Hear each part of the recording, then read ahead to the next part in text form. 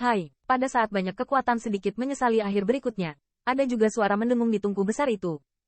Suhu tinggi yang mengerikan langsung merusak ruang. Semua orang dapat melihat bahwa kepompong yang cantik berkibar dengan lembut pada saat ini, dan kemudian menembak ke arah Qin Yichen.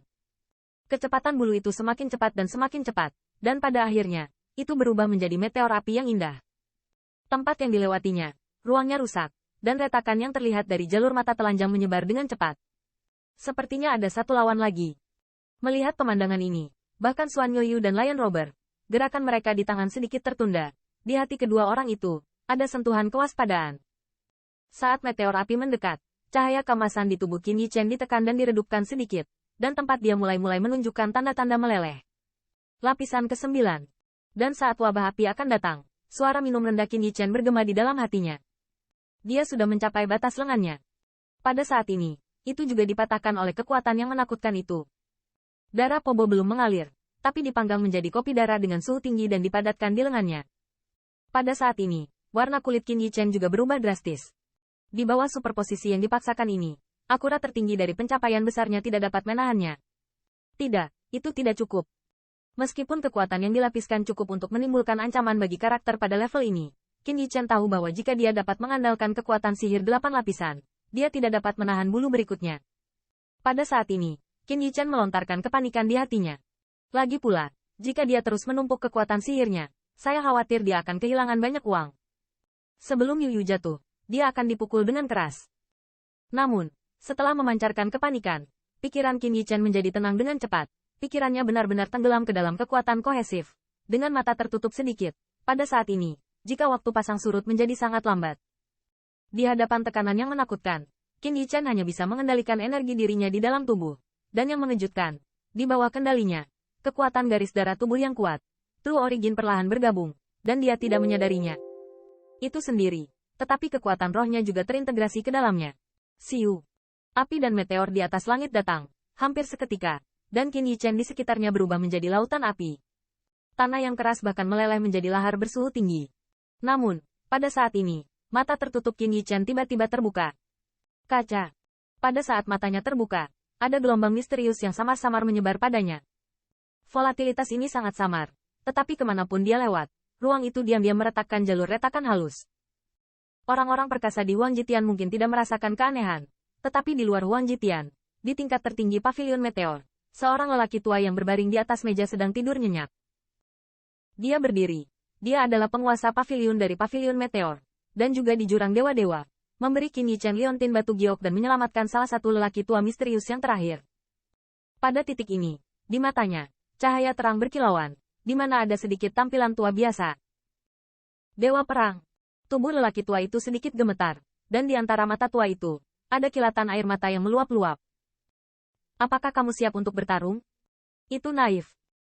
Pada saat mata Qin Yichen terbuka, retakan api merah yang telah menatapnya tampaknya memiliki perasaan aneh untuk bangkit.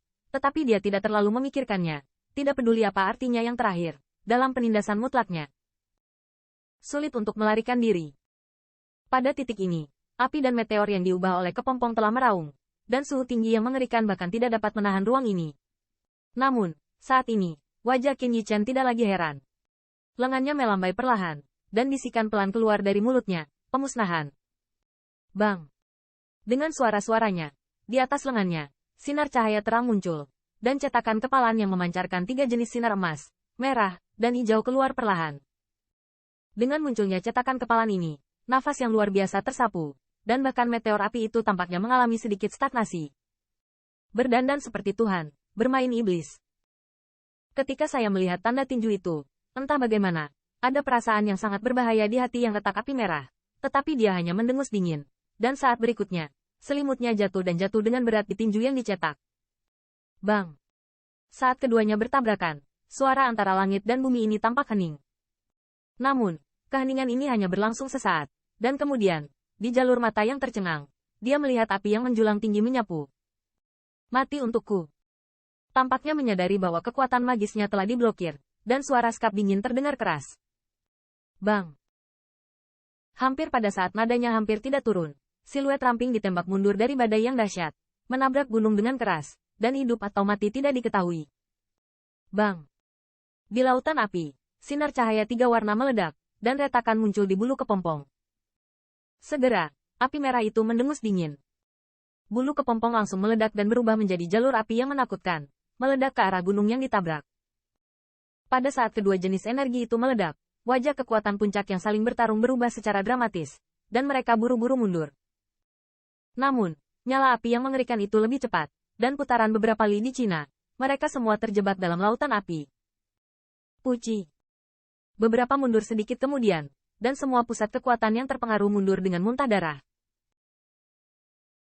Di bawah nyala api semacam ini, beberapa li di bawah berubah menjadi danau lava, dan gunung tempat Qin Yi Chen menembak kembali terbakar habis. Sepotong langit dan bumi ini tiba-tiba menjadi berantakan. Di tengah guncangan yang begitu dahsyat, garis pandang sedikit ngeri melihat ke arah siluet besar itu. Kekuatan apinya retak, terlalu menakutkan juga. Apakah ini sebabnya dia terkenal sebanding dengan ras dewa? Tanda seru. Tanda seru. Kemudian, garis pandang semua melihat ke belakang, dan mereka benar-benar ingin tahu, di bawah keterkejutan ini, apakah kejahatan tidak menjadi kerangka, dapatkah mereka melawannya? Tapi, kemanapun mereka memandang, ada lautan api di mana-mana. Di mana setengah siluetnya,